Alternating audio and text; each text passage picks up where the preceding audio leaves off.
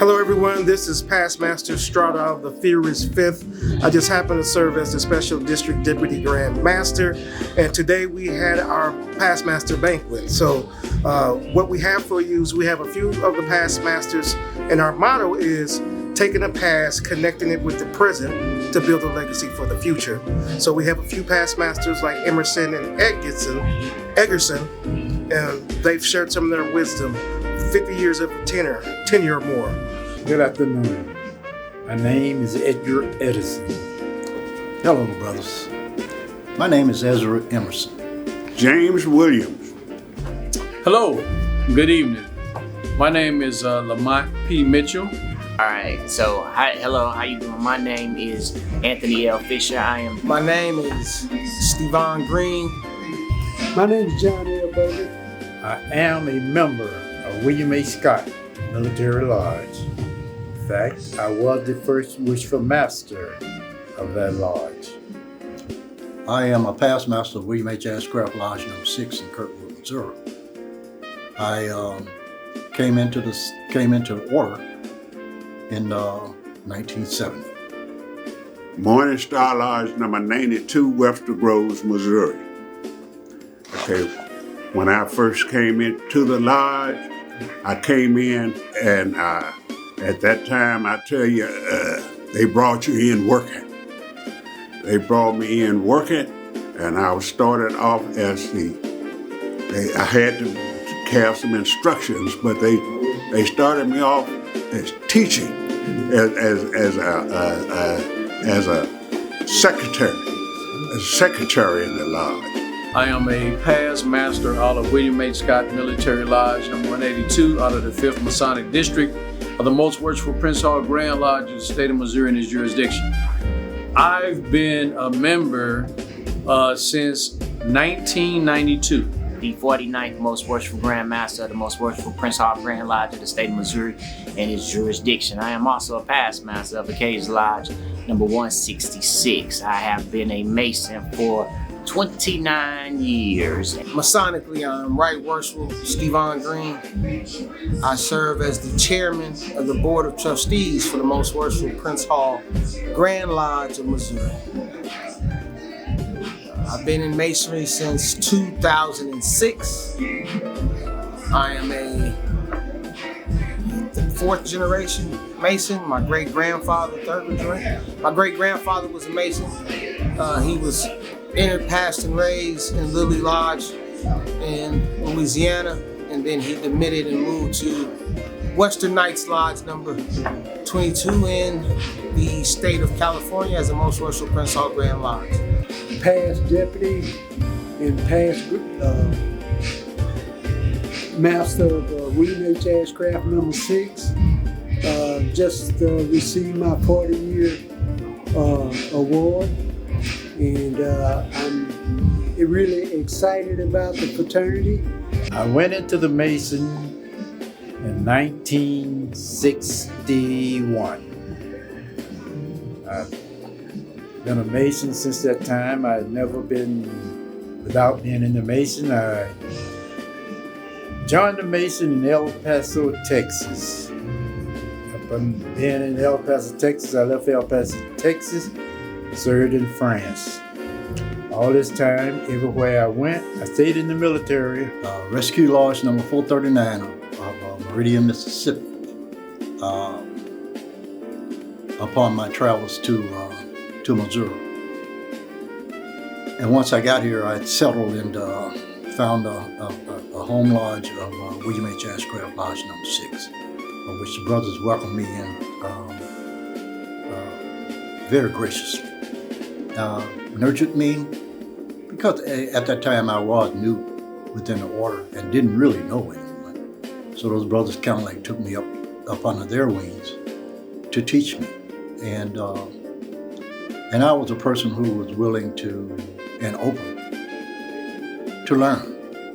And those brothers saw that in me, so they imparted to me they answered any questions that I wanted to, that I did ask. And and it was a kindred love at that particular point. After being secretary they moved me up to become the treasurer in the lodge. Once again, more responsibility and more looking out. You got to look out for your lodge as you do fundraisers or whatever you had to do. You were responsible for doing that. And once again, you need leadership to do that. Past Master Frank Harris was my leader in doing the treasurer of the lodge. And I failed to mention Brother Cornell, Past Master Cornell Newman was a secretary of that lodge, and he taught me that and the things that he taught me. And he was a ritualistic person and wanted things done right. And he would stop a lodge meeting in the middle of the meeting of what was going on. A vote was going on. He'd stop it and make sure that thing was right before it was done and sent out and sent up to the Grand Lodge. July, as a matter of fact, July 1992. I came in William H. Scott Military Lodge when it was just chartered that same year. So I'm part of the first class that was chartered out of William H. Scott Military Lodge, number 182 in 1992. Also, I had the privilege and the opportunity to serve as Most Worshipful Grand Master for the jurisdiction of Missouri. I was Grand Master for 2 years. I want to say 2021 through 2023, which was an honor within itself. And my advice to the next generation of Masonry is that we have a moniker that says we take good men and make them better men. So number one, I always strive to be a good man. And number two, I always make it your business to help somebody else become a better man. And my advice for young Masons coming in, I would say, brothers, the craft is not only the oldest Black organization in the United States, but it's one of the oldest organizations in the world. But for any brother who would like to travel this path as a Prince Hall Mason, it's more especially an honor and a privilege, but more especially something that we would do to serve our community. As we once started the fight for freedom, we don't do this for the accolades and what people see in the front. We do it in the background. If you're just coming in, and you're coming in a great time because of the new Grandmaster, Tony Fisher. He is really astute and energizing, and he knows how to lead. Brothers, any young brothers coming up into the Masonic, it's hard to tell a brother. It got to be in your heart, because the Masonic is the best thing that ever happened to me other than my wife. I would tell any young brother that's coming into the Mason, it got to be in your heart. You got to realize that it's not what everyone say. You got to be able to say and think for yourself. The Masonic is the closest thing to a religious admiration that I have. Okay, to any of the young brothers that are coming within the fraternal order of Masons, listen. It's not. I won't say you should not be ambitious, but you should show interest. If you're interested in any particular portion of the Masonic order that strikes you, then go to that brother that you see that actually gave you that interest. It would have had to be sparked by someone. You know, if you saw someone doing a degree, or if you acting as a worshipful master, if you saw someone as a senior deacon conducting the candidates and that kind of thing, go to that brother and tell them that you express interest in doing that. And not only that, but when these practices that are going on, particularly if you want to do degree work, whether you want to do degree work with initiating candidates, or whether you want to be a part of ritualistic work with respect to being doing funerals and other portions of the Blue Lodge, particularly if you have not reached a status that you have gone into the Grand Lodge. But in the Blue Lodge, if you express interest to those brothers who are actually doing those kind of doing that kind of degree work and doing that kind of service to the community, you can go to them and tell them that you know express an interest, that you are interested in doing that. I try to let brothers understand that whatever you do, whatever you got to hold your blue house. You got to hold that blue house firm. And I worked at trying to do that. And I asked brothers that had been in the lodge way before long before I had been masters of the lodge, long before and I even said, come back to see me. Come back and see what I'm doing. If you see I need some help, if you see I'm not doing something right, then bring it to the floor. Let's talk about it.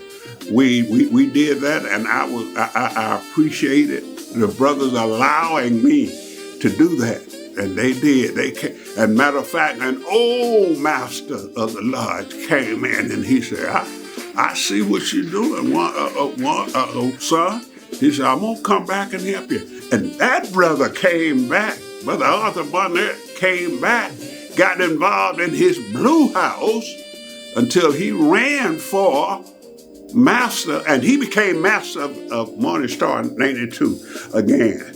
And I consider that one of my great accomplishments. What I would pass on to upcoming Masons or new Masons or newly raised Masons, if you will, I would say that what you put in it is what you're gonna get out of it. The next thing I would say is that I wouldn't really come into it about what you can get out of it, but what can you put in it. Volunteer service, it is a nonprofit organization. So what can you help do to add to the organization and make it better than what it was before you joined? Also, I would say that if you plan on aspiring to hold an office, understand that there is a commitment to that. And it's going to require some time from you. But at the same time, just know and feel good that those who put you there is their responsibility to support you while you're there. Good luck. See you soon. We are the ones who helped establish the logistics for what they call the Underground Railroad. Our sisters are the ones who helped transport brothers and sisters on that railroad so well that they were called stars. We affectionately call them Eastern Stars. This organization means more than just collars and titles. It is who we are as a people in this land. Thank you. And ask them if they would assist you or tutor you or just give you some pointers, and that way you'll be able to grow as a man and as a Mason within this fraternal order of Freemasons. Yeah, that first of all, as I said, you got to be willing and ready to serve. You got to be ready to serve. You see, you can't be looking for somebody to always do something for you. You have to be ready to do something for someone. And that's what Masonry, I believe, what Masonry is all about. I thank you for allowing me to speak to you, to take this time, and I just hope and pray that I have done something or someone has seen something that I have done that can help somebody. I've always said, and I always teach, that if you're going to do something, you have to live it.